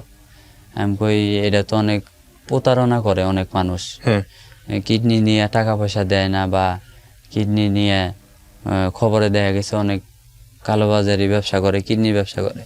আমি যদি ওই চক্রান্ত পড়ে যাই গিয়া তাহলে কি করবো? হুম কয় না ভাই আপনি ওইটা চিন্তা করেন না, আপনি যে কিডনি নিব হ্যাঁ সরাসরি আপনার সাথে কথা বলবো, যোগাযোগ করবো। মানে আপনি কিডনি বিক্রি করতে চাইছিলেন আগে থেকে, নাকি কেউ একজন এসে বলতেছে আপনাকে পরামর্শ দিচ্ছে কিডনি বিক্রি করার জন্য? না, কেউ বলে নাই। আপনি নিজে থেকেই আমি ওই যে ফেসবুকে যে একটা পোস্ট দেখছিলাম, করছিলেন, নিজে থেকে পোস্ট করছিলেন ফেসবুকে? না পোস্ট ও করে নাই, একটা মানে পোস্ট দেখছিলেন, ওই পোস্ট হ্যাঁ, দেখে আপনি যোগাযোগ করছেন, দেখে ওইটা আমার মাথার মধ্যে আইডিয়া আসছে? ওইটা আইডিয়া আসছে যে যদি এই একটা দিতে পারি তাহলে তো আমার কিছু টাকা অবশ্যই দিব। হুম কত টাকা দিব? হুম পরে ওইটা দেখেই বুদ্ধি এলো যে তাইলে এই কাজটা আমি করবো, কইরা আমি ওই বাড়িটা আবার ফেরত নিব। হুম ওই বাড়িটা যদি ফেরত নিতে পারি তাহলে তো আমার মা সুস্থ হয়ে যাব, আমার মা ভালো থাকবো। পরে এর মধ্যে আবার আমার বড় ভাই যে ইনি মারা গেছে যে ডিসেম্বরে, হুম ডিসেম্বরের 2 তারিখ, ডিসেম্বরের 2 তারিখ হ্যাঁ অবস্থা মানে এমন অবস্থা হয়েছিল, অসুস্থ, হ্যাঁ চিকিৎসাও করতে পারি না। পরে ডিসেম্বর মাসের 2 তারিখে মারা গেছে আমার ভাই। পরে আমি চিন্তা করি যে আমার ভাইয়ের ব্রেন শট ছিল, পাগল হয়েছিল, তারপরেও হ্যাঁ চিকিৎসা ভালো করে করতে পারলে ঠিক হইতো, হুম ভালো হইতো। হ্যাঁ টাকার অভাবে হ্যাঁও চিকিৎসা করতে পারি না, এখন আমার মা এরকম অবস্থা, হ্যাঁও যদি এরকম করে মরে জায়গা তাইলে কি করলাম জীবনে, হুম কি হইলো? বাপ মারে যদি কামাই করে কিছু করতেই না পারি, রাখতেই না পারি, খাওয়াইতেই না পারি, জীবনে কি করলাম? হুম খালি মনে মনে ভাবি আর হইলো খুঁজি কি করলে আমি বাপ মারে সুখে রাখতে পারবো, হুম কেমনে কি করবো এটা ভাবি। যোগাযোগ করলো, পরে যোগাযোগ করার পরে আমরা বললো যে টাকা 4.5 লাখ দিমু, যদি হয় তাহলে হ্যাঁ টেস্ট করতে আসো। হুম এটা হচ্ছে সেপ্টেম্বরের 5 তারিখে। হুম সেপ্টেম্বরের 5 তারিখে আমি ঢাকা আইসা আমার ব্লাড নে 2 দিন থাকি, 1 দিন থাকি, থেকে ব্লাড পরীক্ষা করে আরও কটা টেস্ট করে, করার পরে দেখে যে ঠিক আছে। পরে বলে তাইলে আপনি পেশেন্টের সাথে কথা বলেন। পরে পেশেন্টের সাথে কথা বললাম, কয় হ তুমি টাকা পয়সা চিন্তা করবে না, টাকা পয়সা আমরা বুঝব, তোমার টাকা মাইন নেই, টাকা পয়সা আমি দিব, দালালের হাতে দিব না, তোমার টাকা আমরা বুঝাই দিব। হুম পরে কয় যে তাইলে টাকা পয়সা নিয়ে তুমি একদম চিন্তা করবে না, তুমি যদি দেও আমাকে উপকার করো, সারা জীবন মনে থাকবো, মনে রাখবো। পরে বললাম হ্যাঁ আমার বাবার বয়সই হইব, কিন্তু এই আমার ভাই বানাইল, মানে শালা বানাইল। পরে দালালের কথা বললাম ঠিক আছে আমি দিমু। পরে দিমু স্বীকার করে আইলাম। পরে টেস্ট মেস করলো, করার পরে এই ওই দালালে আবার একদিন ফোন দিল হুম যে তুমি কি সত্যি দিবা না আমাদের এই টাকা পয়সা নষ্ট করে পরে তুমি দিবা না? এই যে আপনি একটা এরকম একটা সিদ্ধান্ত নিচ্ছেন, কার সঙ্গে কি আলোচনা করছিলেন? না, এটা কারোর সঙ্গে আলোচনা, মানে আলোচনা করার মতো তো কেউ ছিল না। আমার ওয়াইফ? ওয়াইফের সাথে আলোচনা করলে তো ওয়াইফ জানলে তো জীবনে রাজি হবে না, জীবনেও রাজি হবে না, বরং ছেড়ে দিয়ে চলে যেতে পারে। হ্যাঁ চলে যাইব, ওর কাছে বলাই যাইব না। হুম পরে আমার মা তো এমনিই পাগল, ব্রেন শট, অনেকের কাছে তো বলাই যাইব না। হুম আমি মানে কারোর সাথে শেয়ার করতে পারলাম না। হুম পরে নিজেই একটু একটু করে আগাইলাম যে করি। হুম পরে এলো পরীক্ষা করলাম, পরীক্ষা করার পরে এক রিপোর্টটা আসলো, রিপোর্ট ভালো। পরে আবার আরেকটা পরীক্ষার লিগে ডাকলো, হুম পরে আরেকটা পরীক্ষা দিলাম। পরে ডোনার যে নিচ্ছে কিডনি, এর সাথে একটা ক্রস ম্যাচিং একটা আছে, টেস্ট আছে, যদি ওই টেস্টটা মিলে তাইলে দিতে পারো। পরে এলো ওই ক্রস ম্যাচিংটা করলাম, করার পরে মিলছে, ডোনার সাথে ক্রস ম্যাচটা মিলে গেছে। পরে মিলে যাওয়ার পরে বলছে চলবো, তুমি টাকা পাইবা। হুম পরে এখন সেপ্টেম্বর মাস গেল, অক্টোবর মাস গেল, নভেম্বর, এই দিক দিয়ে সব কমপ্লিট। পরে কমপ্লিট হয়েছে, পরে আমার একটা বন্ধু ছিল খুব ক্লোজ, পরে আমি আমার ওই বন্ধুর সাথে কথাটা শেয়ার করলাম যে দেখ আমি এরকম এরকম সমস্যায় পড়ছি, আমি তো এই সাইড দিয়ে অনেক টাকা 50-60 হাজার টাকা ঋণ করে হালাইছি, এখন এই ঋণও দিতে পারুম না, আমি এই যে কিস্তি তুলছি এই কিস্তিও দিতে পারুম না, এই ঋণও দিতে পারুম না, আমি আমার মার চিকিৎসাও চালাই পারতাছি না, এখন কী করবো কও, আমার কোনো পথ নাই, আমি এই কাজটা করছি, এখন তুমি কী কও। এখন আমি যে ইন্ডিয়া যাবো, যদি অপারেশনের টেবলে আমি মরে যাই, তখন আমার ফ্যামিলি দেখবো কি। এই কথা আবার ওই ডোনারেও বলছিলাম যে যদি আমি অপারেশন টেবলে মারা যাই, এটা তো রিস্ক আছে, 100-র মধ্যে 95% মানে ভালো, 5% রিস্ক, মানে ওরা আমার বলছে যে এলো মৃত্যুর কোনো নাই, রিস্ক নাই, তুমি নিশ্চিন্তায় দিতে পারো, মরবা না। আমি বললাম যে যদি মারা যাই তাহলে তো আমার সংসারে কেউ নাই, দেখার মতো কেউ নাই, তাহলে আমার সংসারটা কে দেখবো। ওরা বললো যে তোমার যদি কোন দুর্ঘটনা ঘটে তাহলে আমরা দেখবো এটা। আপনি পুরো জীবনটা হাতে নিয়ে নিলেন? হ্যাঁ, আমি বললাম যে আমার মা বাবার জন্য, আমার মায়ের জন্য আমি জীবনই উৎসর্গ করে দিলাম, যদি আমি মারা যাই তাহলে আমার ফ্যামিলিটা কে দেখবো, এইটা রিস্ক কে নিব। এরকম লিখিত হয়েছিল আপনার সাথে? না, লিখিত দেয়নি। এমন হতে পারে আপনি মারা যাওয়ার পরে ওনারা পুরো লাশ গুম করে দিল? লিখিত দেয় নাই। এই কথা বলার পরে যে মানে যে দালালটা ছিল, ওই দালালে বলছি যে ভাই আমি তো যাইতেছি, আমার ফ্যামিলি আমার গোষ্ঠীর কেউই জানে না যে আপনাদের সাথে ইন্ডিয়া আমি যাবো, যদি আমি অপারেশন টেবলে মারা যাই তাহলে আমার রিস্ক নিব কে। ঠিক আছে, তাইলে আমি আমার পাইবো কেমনে। পরে আমি বললাম তাইলে ওই যে ডোনার হ্যার পাসপোর্টটা দেন, আর হইলো ওই যে ডোনারের ওয়াইফ তার পাসপোর্টের ফটোকপিটা আমার দেন, অন্তত আমি সাক্ষী হিসাবে আমার ফ্রেন্ডের কাছে রাইগা যাই, যাতে আমার কিছু হইলে হ্যাগো ধরলে পাওয়া যায়। বললো ঠিক আছে সমস্যা নাই, আমি এডি নিয়ে দিম, ব্যবস্থা করতেছি। পরে একদিন বাসায় না কয় তুমি আমার বিশ্বাস করো না, তুমি এগুলা চাও, আমরা সরকারি চাকরি করি, এখন তুমি যদি হইলো ভবিষ্যতে আমাদের এইগুলা নিয়ে আমাদের বিরুদ্ধে কিছু করো তাহলে তো আমরা ফাইসা যাবো, তোমার এগুলা দিয়া লাগবো না, আমরা এটা দেখবো, তোমরা ওইরকম করো না, ওইরকম আমার অবিশ্বাস করো না। পরে দেখলাম যে না, ওই যে ভাইয়াটা কিডনি নিব, হ্যাঁ 5 ওয়াক্ত নামাজ পড়ে, বললাম যে ঠিক আছে আপনাকে আমি বিশ্বাস করলাম, এখন বাঁচলেও সই, আমি মারা গেলেও সই, কিন্তু মারা গেলে আপনাদের কাছে আমার একটা দাবি থাকবো, আমার ফ্যামিলিটা জানি না বাইসা যায়। আর হইলো আমি এই টাকাটা নিয়ে তো আর খামো না, এই টাকাটা নিয়ে আমি যে বাড়িটা বিক্রি করছিলাম ওই বাড়িটা ফেরত নিব, যদি আমি মারা যাই তাহলে আপনারা ওই বাড়িটা ফেরত নিয়ে দিবেন। পরে যাওয়ার 1 সপ্তাহ আগে বললাম তাইলে আমি যে বাড়িটা নিছি, নেওয়ার পরে আপনারা ওই বাড়িটা নিমো আমি, তাহলে আমার 50,000 টাকা দেন, আমি বাইনা করে থিয়ে যাই।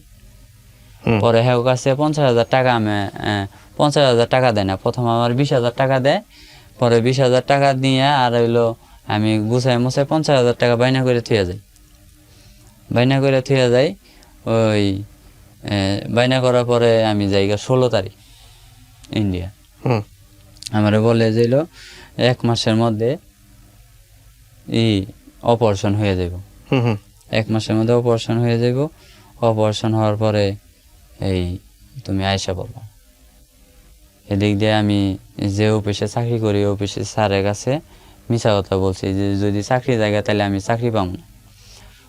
আমি স্যাম্পলে চাকরি নিছি, ওই স্যাম্পলে বেতন হইলো 16,000 টাকা বেতন ধরছে, 16,500 টাকা বেতন ধরছিল। পরে বলতেছে যদি এই চাকরিটা জায়গা তাহলে তো যদি আমি আপনার কিডনিটা দিয়ে যদি এই চাকরিটা না পাই তাহলে তো আমি আর কাজ করা পারুম না, কষ্টের কাজ, বাড়ি কাজ করা পারুম না। পরে আমি কিভাবে চলবো?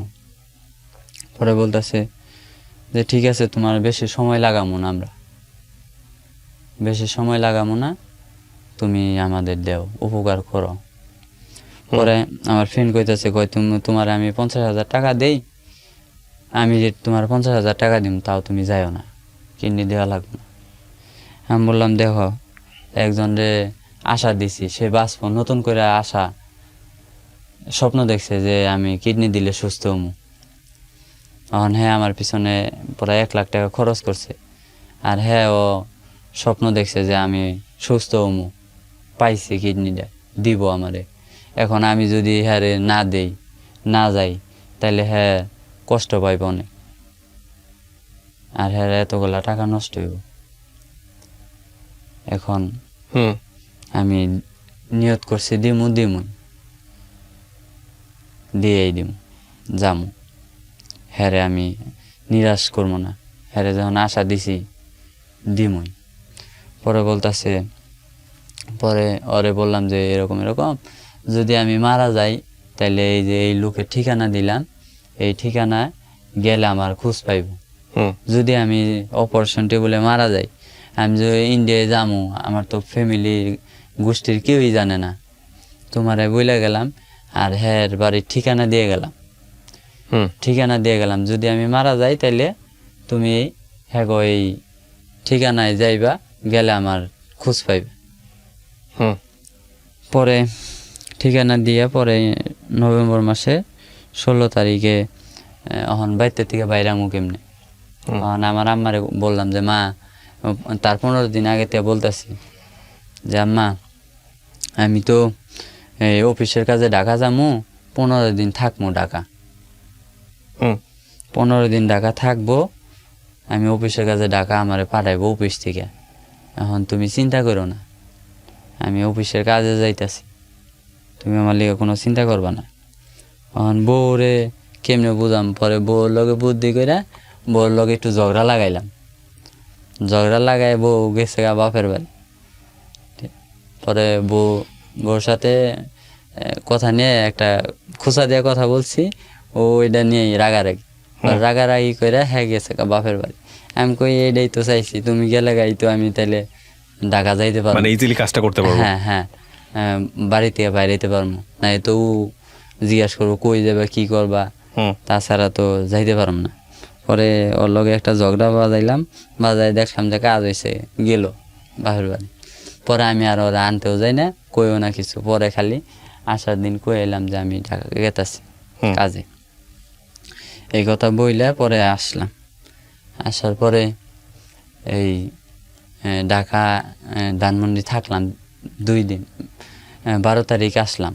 12 তারিখে আইসা 2 দিন আগে আমার আনলো, মনে করছে যদি ঠিক টাইমে আবার না আসি, না যাই, তাহলে তো সমস্যা হইব, টিকিট কাইটে তাইলে ভেজাল হইব।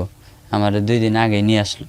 নিয়ে আসার পরে এই থাকলাম 2 দিন হোটেলে, রাখলো 2 দিন রাইখে পরে হইলো করোনা টেস্ট দিলাম আমি, হেরাও করোনা টেস্ট দিল, ভাইয়ার পজিটিভ আইলো।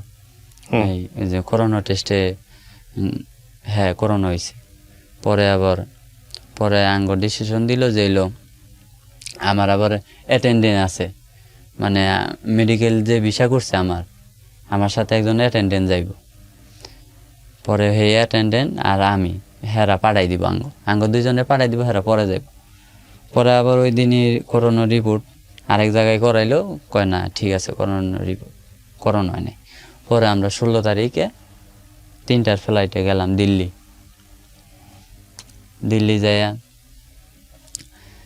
গেলাম। দিল্লি যাওয়ার পরে ওই দালালের সাথে দেখালো, দালাল আমাদের আয়া গাড়ি দিয়ে নিয়ে গেল এয়ারপোর্ট থেকে দিল্লি নয়ডা, ওই যে জায়গায় হাসপাতাল ওই জায়গায় নিয়ে গেল। নিয়ে যায় রুম টুম নিয়ে দিল। এই দালালের লগে কথা ছিল যে আমি ওই জায়গায় যা খরচ হইব সব আমার, মানে দালাল দিব, আমার কোনো খরচ করা লাগবে না, আরও আমারে পট খরচ প্রতি সপ্তাহে 600-700 করে দিব, এই কথা আমার আগে কইছে। পরে যাওয়ার পরে রুম টুম নিয়ে দিল। পরে নিয়ে দেওয়ার পরে হ্যাগোর সাথেই রইলাম, হ্যাগোর সাথেই রইয়া থাকলাম। থাইকে পরে হইলো এই 17 তারিখ গেলাম হাসপাতালে, যায় সব পরীক্ষা করলাম। পরীক্ষা কইরা 18-19 তারিখ পরে 2 দিন পরে আবার আরো পরীক্ষা দিল, মানে 15-16 দিন খালি পরীক্ষাই করলাম। পরীক্ষা টরীক্ষা কইরা পরে অহন হইল এই বোর্ড মিটিং। বোর্ড মিটিং না হইলে অপারেশন হইব না। বোর্ড মিটিং ছাড়া কিডনি ট্রান্সফার করা যাবে না ওই দেশের অনুমতি ছাড়া।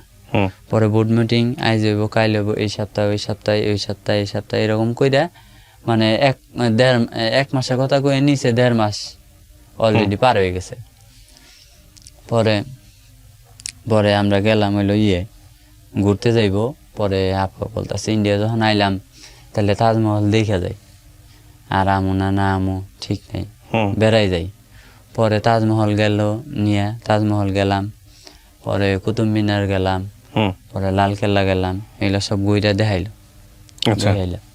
পরে আমাদের আসলাম, আইসা পরে আমাদের খালি ঘুরাই, এই সপ্তাহে না এই সপ্তাহে। এইদিকে আমি বাড়িতে কয়ে গেছি 15 দিনের লিগে, এনে 1 মাস, এখন তো মায় আরো পাগল হয়ে গেছে, অবস্থা খারাপ, এখন হেরে মানায় হারি না। পরে সবাই খালি মিছা কথা কই যে আমি ঢাকায় আছি। এখন যে আমি যে ফোনে সিমে কথা কই, এখন আমার বউ কথা কইতে বউ দইরা হালাইছে ইন্ডিয়া। হ্যাঁ, তুমি তো ঢাকা নাই, আর এটা তো ঢাকার নাম্বার না। আচ্ছা, তুমি কই গেছো, কই আছো আমারে কও। আমি কই তোমারে কইলে তো আইবার দিবা না, আর আব্বা আম্মারে কইলেও আইবার দিবা না, তাই আমি কেউ কই নাই। আমি ইন্ডিয়া একটা কাজে আইছি, গার্মেন্টসের কাজে আইছি, ইন্ডিয়া গার্মেন্টসের কাজে আইছি, তোমরা চিন্তা করো না। পরে এরকম করে 2 মাস ও আইজ হইব অপারেশন, কাইল হইব অপারেশন। এদিক দিয়ে আমার টেহা আমি যে বাড়ির বাইনা করে থুয়ে গেছি, এক জমির বাইনা করে থুয়ে গেছি, ওই জমির টেহা মায়ের যাইব, না দিলে মায়ের টেহা 50,000। তাইলে আমার কষ্ট করে লাভ কি? 50,000 আমার টেহা মায়ের যাইব, আবার আমি ওই দিক দিয়ে টেহাও কম পামো। এদিক দিয়ে আমার ফ্যামিলির যত খরচ, আমার একটা টাকাও হেরা দেয় নাই। যে হইলো এই তোমার ফ্যামিলি থুয়েছ, তুমি তো তোমার ফ্যামিলি একলাই চাকরি করো, তে বেতন না পাইলে হেরা খাই কি? টেহা পয়সা আমি হেগো কাছে, হেরা কয় আঙ্গো কাছে বেশি টেহা পয়সা চাইবে না, আমি টেহা পয়সা চাইও না। পরে আমি কই তাহলে আমি যে টেহাটা আমার দিবেন, আমার উনতে কিছু টেহা দেন। এরকম করে 2,000, 3,000, 4,000 হেগো কাছে, মানে আমার ফ্যামিলির জন্য আমার টেহাই নিয়ে পাঠাই।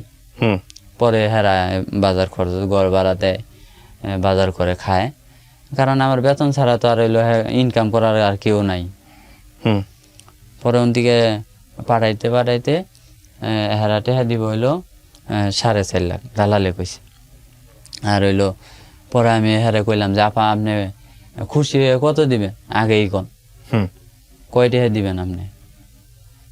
আপনি খুশি হয়ে 20,000ও দিয়ে হারেন, 5,000ও দিয়ে হারেন, আপনার আমি এত বড় একটা উপকার করবো, আপনি খুশি হয়ে কয়টা দিবেন? কয় 50,000 টাকা দিবেন। 50,000 টাকা দিবেন খুশি হইয়া।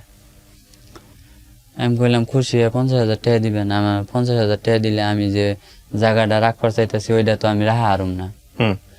নাইলো দালালরা তো কইছে হ্যাঁ খুশি হয়ে অনেক টাকা দিব, তোমার ডাবল টাকা দিব। আমরা দিব 4 লাখ, হেরা ডাবল দিব। আচ্ছা, তাইলে আপনারা এখন 50,000 টাকা দিবেন। আইসা যাক, আপনারা 50,000 আমার 1 লাখ টাকা মিল করে দিয়ে, যাতে আমি বাইরে নিতে পারি। নাইলে তো আমি কিডনি পয়সা আমার কোনো লাভ নেই। আমি যদি আমার হইলো যেটা লিয়ে করতে চাইতেছি ওইটাই না পাই, তাহলে তো আমি বেশি লাভ নেই। পরে 3,60,000 টাকা এই বাড়ি প্রথম যে অর্ধেক বিক্রি করছিলাম না, ওইটা বাইনা করে থেকে গেছিলাম 50,000 টাকা। পরে ওই 50,000 টাকা বাইনা করে থেকে গেছি 4,50,000 টাকা, 4,50,000 দালালের মাধ্যমে হয়েছিল যে 4,50,000 টাকা দিব। আর ওই আপার হ্যাঁ শিকার হয়েছিল 1 লাখ টাকা আমার বেশি দিব, তাহলে 5.5 লাখ টাকা, 5.5 লাখ টাকা দিব। পরে আমি এইটা শিকার হয়ে 5.5 লাখ টাকা হইলে তাইলে আমার মামা আমার কাছে হইলো 2 লাখ টাকা পাইব। ওই টাকা লিয়ে আমার অহনো খুব চাপ, আমার জায়গা বাড়ি কিনে বইছ, আমার টাকা দেও না, মানে অনেক কথা। আমার মা এইটার লিগে মানে টেনশন বেশি করে। তখন আমার মামা মোটামুটি সুস্থ ভালো আছে। হুম পরে ওই 3,50,000 টাকা যে বাড়িটা কইছে, তাহলে আমার ইন্দা যদি 5.5 লাখ টাকা আমি পাই, তাহলে 3.5 লাখ টাকা দিয়ে দিমু বাড়ির, আর হইলো 1.5 লাখ থাকবো, 2 লাখ থাকবো। তাহলে 2 লাখ থাকলে আমার মামারে 1.5 লাখ দিয়ে দিমু, আর 50,000 টাকা দিয়ে মানুষের ঋণ মিন দিয়ে আমি চাকরি করে আমার ঘর ভাড়া দেওয়া লাগবো না, কিছু দেওয়া লাগবো না, চাকরি করবো আর হইলো থাকবো। হুম তাইলে আমার আর কোনো ঝামেলা থাকবো না, ঘর ভাড়া দেওয়া লাগবো না। আর হইলো 4-5টা রুম আছে, যদি হইলো 2 রুমে থাকি তাও 3 রুমে ভাড়া দিলে 1500 করে 4500-4000 টাকা আইলে আমি চাকরির টাকা দিয়া এই ঘর ভাড়া মিলে সুন্দর চলা পারবো। হুম তাইলে আর আমার টেনশন থাকবো না, হুম তাইলে আমার মাও ভালো থাকবো। যেহেতু বাড়িটা নিয়ে দিতেছে আগের, হ্যাঁ খালি আগের বাড়ি করে, ওই বাড়ি আমি যে বাড়ি বেচছি ওই বাড়ি নিয়ে দাও, হুম আমি যে বাড়ি বেচছি ওই বাড়ি নিয়ে দাও, আমি ওই বাড়ি ছাড়া থাকবো না। হুম পরে পরে কইলাম যে তোমার ওই বাড়ি কিনে দিম, তুমি ধৈর্য ধরো, হুম আমার সময় দাও, তুমি চিন্তা করো না, তুমি সুস্থ হও, তোমারে তো আমি চিকিৎসা করা পারতাছি না, তুমি সুস্থ হও, তোমার আমি বাড়ি আমি কিনে দিম, তোমার আমি কথা দিলাম তুমি বাড়ি কিনা দিম। কয় আমি মরার আগে আমি বাড়িতে বয়ে থেকে মরবা চাই। আমি সারা জীবন মানুষের বাড়ি কাজ করছি, কাজ করে হইলো খাইছি, খাইয়া 2টা বাড়ি করছি, 2টা বাড়ি আমি বেচছি। এখন আমি আমার মরার সময় আমি যদি মানুষের বাড়ি থেকে মরি, আমি মরবো না, আমি আমার যে বাড়িতে বিক্রি করছে ওই বাড়িটাই আমার রাইখা দাও। হুম এরকম করে মারামারি কায়জা প্রতিদিন লাইগাই থাকে। মানে হ্যাঁ ব্রেনটা সমস্যা তো, মানে ভাত খায় না। একবার কি করছে, কম্বল আমার বাবার খেতা কাপড় লুঙ্গি শার্ট কম্বল একখানে কইরা আগুন ধরাই দিছে, যে বাড়ি ভাড়া থাকি আগুন ধরাই দিছে। আগুন ধরাই দেওয়ার পরে তো শুক্রবার দিন, ওই দিন আবার আমি বাড়িতে আসছিলাম, সকালবেলা উঠছি, ওইটা দাঁত ব্রাশ করতে রাস্তায় বের হয়েছি, পরে আগুন ধরাই দিছে। একজন এক হইতেছে ওই রুমে আগুন ধরাই দিছে, তখন যাইয়া দেখি যে হাসায় আগুন ধরাই দিছে ওই কম্বল মধ্যে। পরে যাইয়া পানি পুনি দিয়া নিবাইয়া পরে কই মানে অনেক রাগ উঠছে। পরে আমার মারে কই যাও তুমি বাইরে যাও, মানে গাড় ধাক্কা দিয়া বাইর করে দিছি রাগের ঠেলায়। মানুষের বাড়ি যদি পুরা জায়গা তাহলে এই জরিমানা আমি কোনতে দিব, এই জেল খাতে খাতে না আমার হইলো অবস্থা খারাপ হয়ে যাব, তুমি যে এইগুলা শুরু করছো বাঁচপার দিবা না। পরে এই কথা কইয়া আমি গাড় ধাক্কা দিছি। পরে আমার মায়ে সামনে ইটা আসাল, ওই ইটা দিয়ে নিজের মাথায় নিজেই বেরিয়েছে, বাইরে হের কপাল মাপাল ফেটে গেছে। পরে এই আঙ্গ ওই জায়গাটা খ্রিস্টানীয় লোক আছে, ওই আবার আয় দেখে আমার মার কপাল মাপাল ফাটা, ওই মনে করছে যে আমি ঝগড়া করে আমার মারে মারছি। পরে ওই বেটা আয় কি করছে, ওই বেটা ইচ্ছা মতো আমারে মারছে, কই তুই মাইরে মারলি কে, মানে আমার কথা কোয়ার কোনো চান্সই দেয় নাই। পরে আয়া ইচ্ছা মতো আমার মারছে, 2-3টা বাড়ি দিছে আর ইচ্ছা মতো থাপড়াইছে। আপনার মা? আমার মা না, তাহলে আরেক লোক। আচ্ছা, মানে আমার মা তো নিজের মাথা নিজেই বাড়ি দিয়ে ফাটাইছে। হে রক্ত দেহে আরেকজন মনে করছে যে আমি হের মাথা ফাটাইছি। আচ্ছা, হ্যাঁ কোনো কথা না শুই না আমার আয়া ইচ্ছা মতো মায়ের। পরে সবাই কয় ওর হেরে তো মারে নাই, হে এরকম করছে। পরে আর কি মাইরাই ফেলাইছে আর কি। পরে হেরে ডাক্তার কাছে নিয়ে ওষুধ মষুধ আই না, পরে রইলাম। পরে ওই বাড়িওয়ালা কয় ভাই আপনি রুম ছাইড়া দেন, আমার পক্ষে সম্ভব না রাহা। এরকম লোক আমি আমার বাড়িটা আছে, আজকে যদি আগুন ধরে গেতো গা তাইলে কি হইতো, পুরা বাড়ি ধরে গেছে গা, আপনি রুম ছাইড়া দেন। পরে এই রুম ছাইড়া দিয়া এই আমার মামার বাড়ির বগলে এক বাড়ি ভাড়া নিলাম। ওই বাড়িতে বাড়িওয়ালা থাকে না, 3টা রুম আছে, নতুন কিনছে। পরে ওই বাড়িতে যাইয়া আমার ভাই সহ থাকলাম। পরে ওই বাড়িতে আমার ভাই মারা গেছে। এদিকে কি আপনি কিডনি দিয়ে আসছেন? না, তাহলে ওইটা পরে আগের কথা। কিডনি ওই ইন্ডিয়া যাওয়ার পরে পরে তো পরীক্ষা নিরীক্ষা করলাম, করার পরে হ্যাঁ আমার 25 তারিখে ডেট দিছে টাকা দিব। আমার অপারেশন করাইবো 15 তারিখের আগে অপারেশন করাইবো। যে 15 তারিখের আগে অপারেশন করাই তো আমার 24 তারিখে টাকা দিবই। তাইলে টাকা পাইলে আমি ওই 3,60,000 টাকা যে বাড়িটা কিনছি স্ট্যাম্প করছি তাইলে ওইটা দিবই।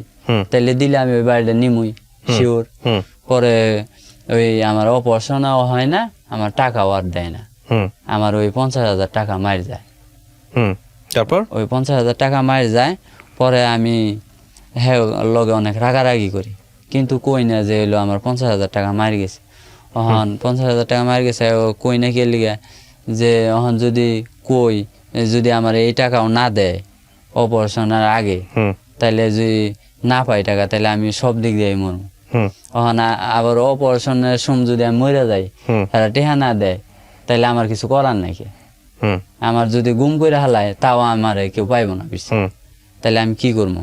পরে আমি কই না, আমার টাকা দিয়েই লাগবো, অপারেশনের আগে টাকা লাগবো হুম আমার টাকা লাগবো। পরে দিক দিয়ে আবার খবর গেল যে যে বাড়ি 3,60,000 টাকা বিক্রি করতে চাইছিল ওই বাড়ি বেশি আলাইছে, ওই 50,000 টাকা আমার মায়ের যাওয়ার পরে পরে আরো যে সামনে অর্ধেক আসছিল পরে বিক্রি করছিলাম, ওইটাই বিক্রি করবো।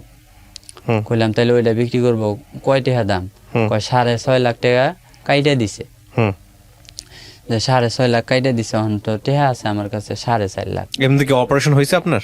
না, অপারেশন এখনো হয় নাই? হয় নাই।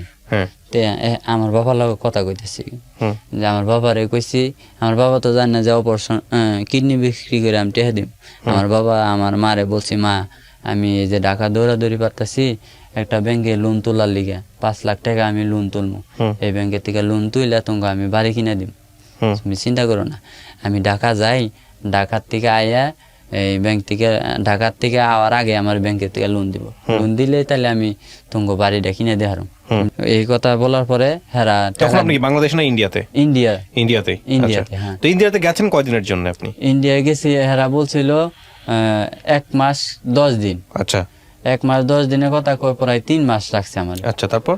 পরে হইলো হেরা টাকা পয়সা দেয় না, পরে অপারেশন হইলো 4 তারিখ অপারেশন। হুম পরে আমি কইলাম তাইলে আমি ওই বাড়িটা নিয়ে পারলাম না, তাইলে এই বাড়িটা এখন হেরা বেশি আলাইব, তাড়াতাড়ি করতেছে 6.5 লাখ দিলে নিয়ে পারো, তাইলে আমার টাকাটা দেন, আমি বাড়িটা নিই, নাইলে আমি কিডনি দিব না। আমি ব্যাগ দিয়ে বললাম যে আমার টাকা যদি না দেন তাহলে আমি কিডনি দিব না। আমি যদি ওই বাড়ি না পাই তাহলে আমার কিডনি দেওয়ার কোনো লাভই হইব না, কারণ আমি ওই বাড়িটার লিগে আমি কিডনিটা দিতেছি। আর বাড়ি নিমু, তাইলে এখন টাকা দেন, তাইলে আমি দিব, নাইলে আমি দিব না। আমার লগে উল্টা পাল্টা রাগ, দালাল সহ কয় এক্ষণ দিয়ে দিমু টেহা পয়সা, আজকে বন্ধ, তুমি মানো না, অনেক কথা, মানে আমার লগে রাগারাগি। আমি কইছি না দিলে আমি কিডনি দিব না। পরে আমারে কয় যে দিয়ে দিম টেহা। পরে 3 তারিখে আমারে চেক দিছে, 3 তারিখে চেক দিছে, 4 তারিখে অপারেশন। 4 তারিখে 8টা বাজে অপারেশন, 3 তারিখে আমার চেক দিছে। এই 3 তারিখে হেরা চেক দেওয়ার পরেই টাকা তুইলা এই বাড়ি রাখছে, আর 1.5 লাখ টাকা বাকি ছিল। টাকা হেরা দিছিল 4,75,000। আমি ওই যে 50,000 টাকা যে মার গেছে, মার যাওয়ার পরে আমি বললাম যে এরকম এরকম টাকা মার গেছে, আমার পরে দিল 4,75,000 টাকা দিছে আমার বউর অ্যাকাউন্টে ট্রান্সফার করে। পরে ওই আমার বউ পরে 4,75,000 টাকা তুইলে পরে আমার বোনের জামার কাছে, আমার বোনের জামারে কইলাম, দুলা ভাই এত কষ্ট করে আমি টাকাটা ম্যানেজ করছি, আপনি বিদেশ থেকে তো আইলেন, আপনার কাছে টাকা আছে, আমারে টাকাটা দেন। তখন আপনি কিডনি দেন নাই? না, তখন আগের দিন, মানে কিডনি দেওয়ার আগের দিন, আমার টাকাটা দেন, আমি এই বাড়িটা লিয়ে অনেক কষ্ট করে টাকাটা জমাইছি, এখন যদি আপনি আমার উপকারটা করেন দেন। পরে আমার বোনের জামাই স্বীকার হইলো, কয় আমার কাছে 1.5 লাখ টাকা আছে, তার উপরে 1 টাকাও নেই। পরে 1.5 লাখ টাকা দিল না, 1,48,000 টাকা এনে দিল। আর হইলো কম আছে হইলো 25,000 টাকা, 6.5 লাখ টাকা হইতে 25,000 টাকা। পরে আমার মেজো মামার ফোন দিলাম, মামা এরম আমি তো এই টাকাটা 25,000 টাকার লিগে আমি বাড়িটা নিয়ে পারতেছি না, তুমি আমার 25,000 টাকা ব্যবস্থা করে দাও। আমি এই টাকা কোন টাকা ব্যবস্থা করছি জানো মামু?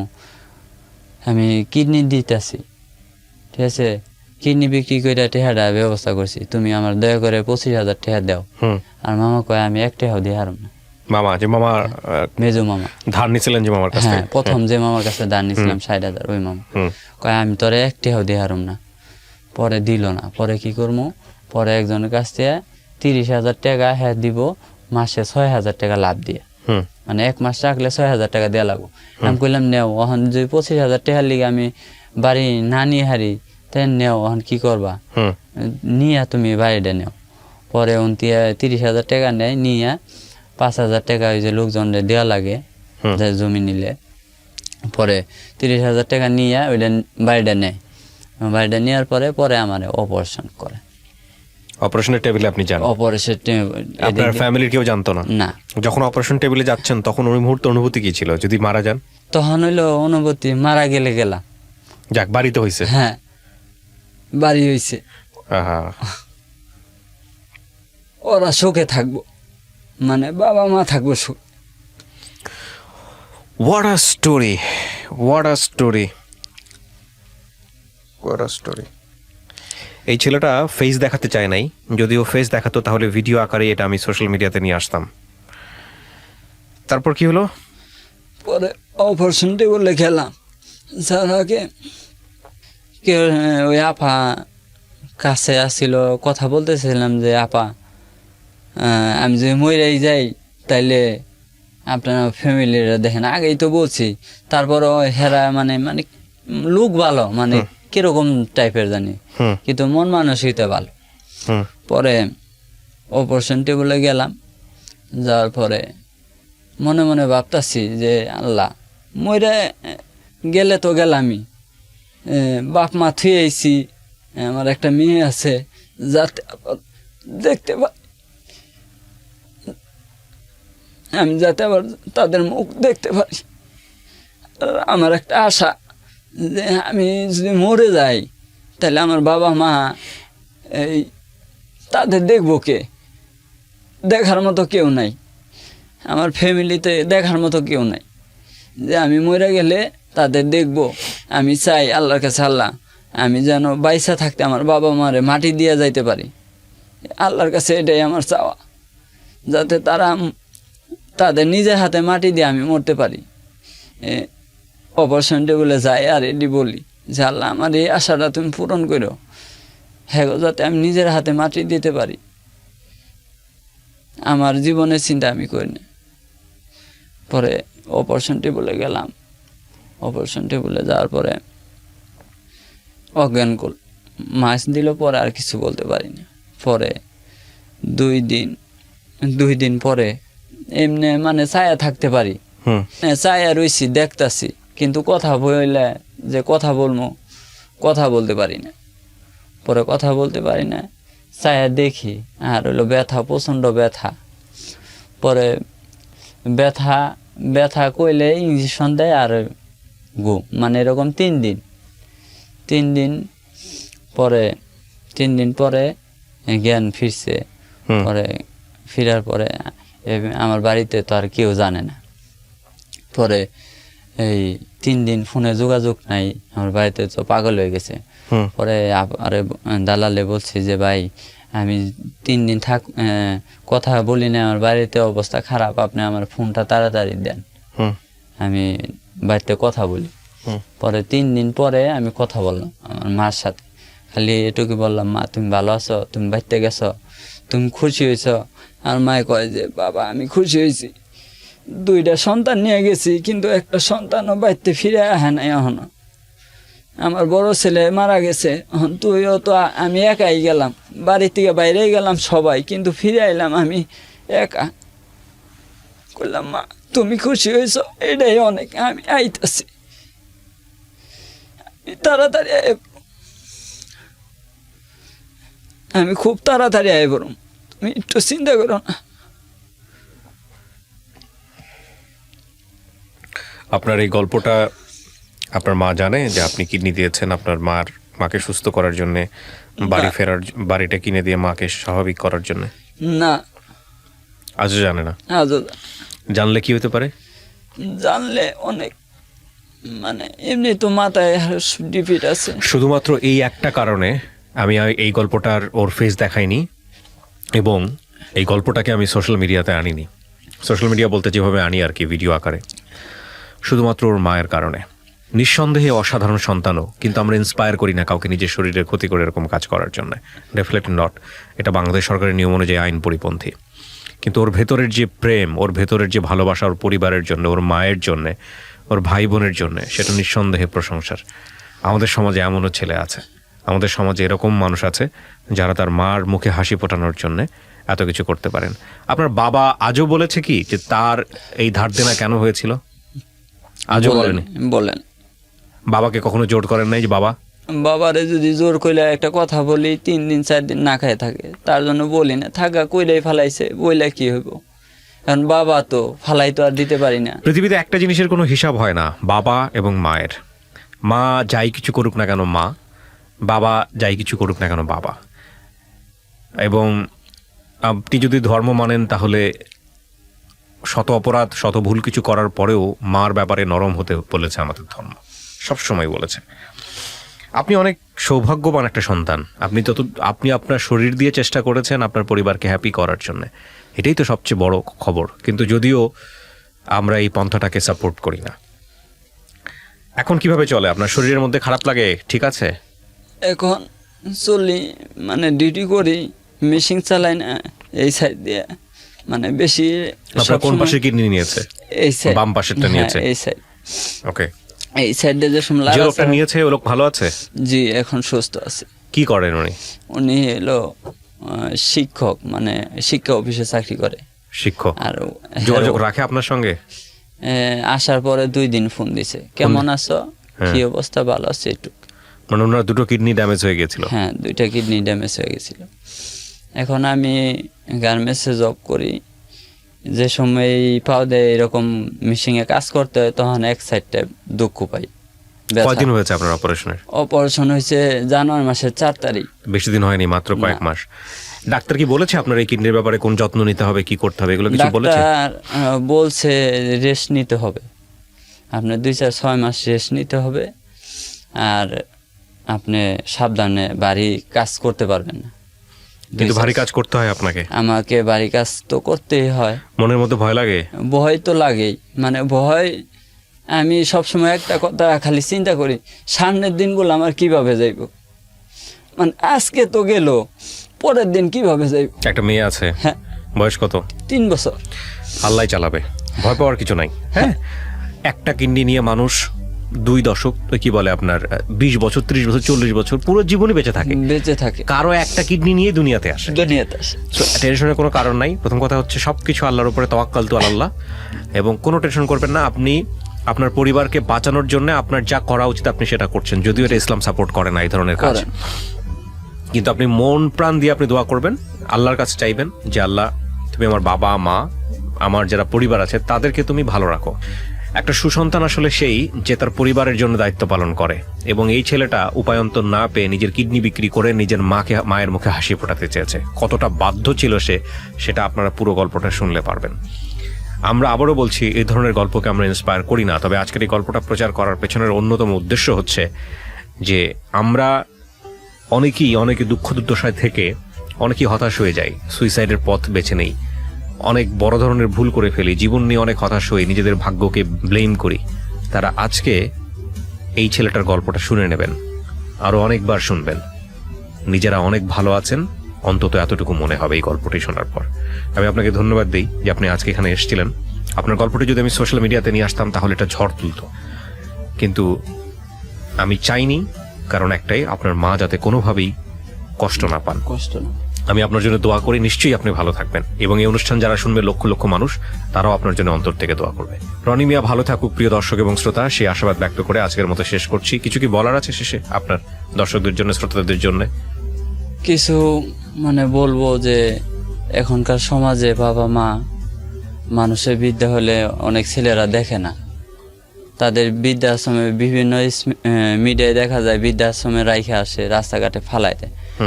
আমি এটাই বলবো যে তাদের বাবা মা যেন বৃদ্ধাশ্রমে কেউ না পাঠায়,